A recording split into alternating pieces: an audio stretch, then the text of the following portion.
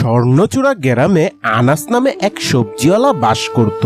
পৃথিবীতে আপন বলতে তার মা ছাড়া আর কেউই নেই। তার বাবা মারা গেছে বেশি বছর হয়নি। মারা যাওয়ার পূর্বে তিনি তাদের জন্য তেমন কিছুই রেখে যেতে পারেনি, শুধুমাত্র একটা ছোট্ট সবজির দোকান এবং কুঁড়ের ঘর ছাড়া। তাও আনাস তার মায়ের সাথে সুখেই দিন কাটাচ্ছিল। মা, আমি দোকানে যাচ্ছি, তুমি নিজের খেয়াল রেখো। বাবা, তোর কাছে একটু সময় থাকলে আমার একটা কথা শুনে যা। কি যে বলো মা, তোমার কথা শোনার জন্য আমার কাছে কি আবার সময় থাকবে না নাকি? তুমি যদি আজকে আমাকে সারাদিনও বসিয়ে রাখো, আমার তাতেও কোনো অসুবিধে নেই। তুমি বলো মা। বাবা, তোকে অনেকদিন ধরে বলবো ভাবছি, কিন্তু সময় মতো বলতে পারছি না। দেখ বাবা, তোর এখন বিয়ের বয়স হয়েছে। আমি চাই তুই একটা বিয়ে করে ফেল। না মা, আমি এখন বিয়ে করতে চাচ্ছি না। আগে নিজেকে একটা ভালো অবস্থানে নিয়ে নেই, তারপরে না হয় বিয়ে করব। দেখ বাবা, মানুষ কখন এই পৃথিবী ছেড়ে চলে যায় তা বলা যায় না। আর সব বাবা মায়েরই তো একটা শখ থাকে, সবাই নিজেদের সন্তানের বিয়েটা দেখতে চায়। তুই বাবা দয়া করে না বলিস না। আনাস তার মায়ের কথা অনুযায়ী পাশের গ্রামের এক মেয়েকে বিয়ে করে নেয়। তাদের তিনজনের পরিবার খুব সুখী দিন কাটাচ্ছিল। কি গো ভাতিজা আনাস, কেমন আছো? আসসালামু আলাইকুম চেয়ারম্যান চাচা, আমি ভালো আছি, আপনি কেমন আছেন? আমিও ভালোই আছি। তা চাচা, আপনার কিছু দরকার ছিল নাকি? আইছিলাম কিছু বাজার সদাই নিতে। তুমি আমার 1 কেজি টমেটো, আলু, পটল আর একটা মিষ্টি কুমড়া দাও। ও আর লগে 1 কেজি সিমও দিও। আচ্ছা চাচা, আপনি একটু দাঁড়ান, আমি আপনাকে এক্ষুনি দিচ্ছি। ভাতিজা, তোমারে দেখলে আমার মাঝে মাঝে খারাপ লাগে। মিয়া, তুমি হইলা আমাগো গ্রামের সবচাইতে পড়ালেখা জানা পোলা, আর তুমি নাকি এই ছোট্ট একটা সবজির দোকান নিয়ে পইরা আছো। কি করব চাচা, বাবার রেখে যাওয়া একমাত্র স্মৃতি। আর তাছাড়া আমার কাছে তো তেমন কোনো ভালো চাকরির সন্ধানও নেই। আরে চাকরি লাগলে আমারে কইবা না? আমার কাছে চাকরির অভাব নাই। শহরে তোমার লেগে একটা ভালো চাকরি আছে। পয়লা বেতনই 25,000 টাকা পাইবা। কয়েক মাস কাজ করলে 30-40 হাজার টাকা বেতন হইব। কিন্তু আমি তো আমার মাকে এখানে রেখে শহরে যেতে চাই না।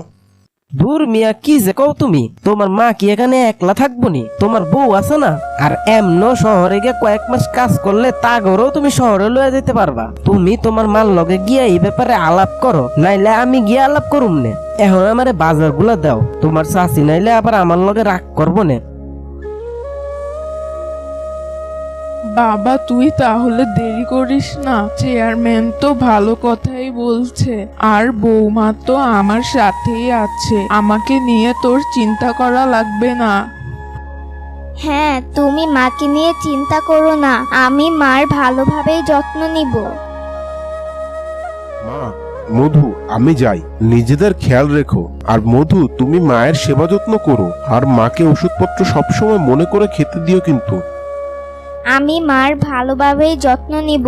এখন তুমি একটু জলদি করো, না হলে শহরে যাওয়ার বাস চলে যাবে। আনাস চাকরির জন্য গ্রাম ছেড়ে শহরে চলে গেল। তার বউ প্রথম দিকে তার মায়ের যত্ন ঠিকই নিচ্ছিল, কিন্তু কিছুদিন পরেই যেন তার আসল চেহারা দেখা গেল। বৌমা, আমাকে কি একটা চা বানিয়ে দিবে? আমি এখন কিছু করতে পারবো না, আর এমনিতেও আমি অনেক কাজ করেছি, আমার দ্বারা আর কিছু সম্ভব না। বৌমা, আমার খুব মাথাটা ব্যথা করছিল, তাই একটু চা খেতে চেয়েছিলাম। এত চা খেতে মন চাইলে নিজে বানিয়ে খেতে পারেন না? আমাকে বলছেন কেন? বৌমা, তুমি আমার সাথে এমন করে কথা বলছো কেন? আমি আপনার সাথে এর চাইতে ভালোভাবে কথা বলতে পারবো না। এরপর থেকে আনাসের বউ তার মাকে দিয়ে ঘরের অনেক কাজ করাতে থাকে। আনাসের মাও ঝগড়ার ভয়ে কোনো কিছুই বলে না।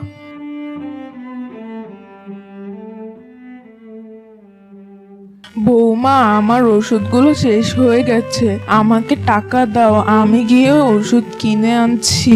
টাকা দিব কোথা থেকে? আমার কাছে কোনো টাকা নেই, আর আপনার ছেলেও কোনো টাকা পয়সা পাঠায়নি। কি বলছো? আনাস আমার জন্য ঔষধের টাকা পাঠায়নি? এমনটা তো হওয়ার কথা না। তাহলে আমি কি মিথ্যা বলছি?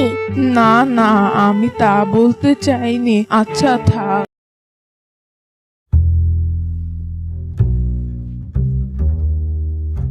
তুমি এটা কি করছো? মধু কোথায়? মধু, মধু, তুমি আমার মাকে দিয়ে ঘরের কাজ করাচ্ছ কেন?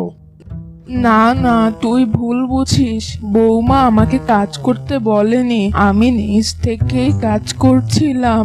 মা, তোমাকে আর কিছু বলার প্রয়োজন নেই, আমি সবকিছু জেনেই এখানে এসেছি। তুমি নাকি করিম ভাইয়ের ফার্মেসি থেকে বাকিতে ওষুধ আনছো, তাই করিম ভাই আমাকে কল দিয়েছিল, তখনই আমার সন্দেহ হয়েছিল। আমি তো প্রতি মাসেই তোমাকে ওষুধের টাকা পাঠিয়ে দিচ্ছিলাম। তুমি যেহেতু বাকিতে ওষুধ আনছো, তার মানে এখানে কোনো সমস্যা হয়েছে, তাই আমি জরুরি ছুটি নিয়ে এখানে চলে এসেছি।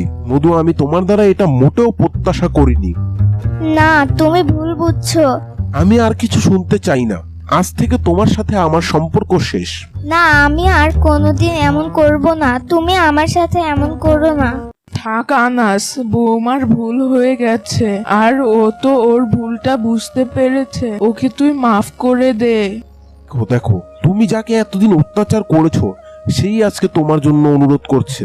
মা, তুমি যখন বলছো তাহলে আমি ওকে মাফ করে দিচ্ছি, কিন্তু এটাই ওর জন্য শেষবার। মা, আপনি আমাকে মাফ করে দিন। মধু তার ভুলটা বুঝতে পারে এবং সে মন থেকে আনাসের মায়ের কাছে মাপ চায়। এরপর থেকে তারা শান্তিতেই দিনকাল কাটাতে থাকে। আনাসও শহর ছেড়ে গ্রামে চলে এসেছে।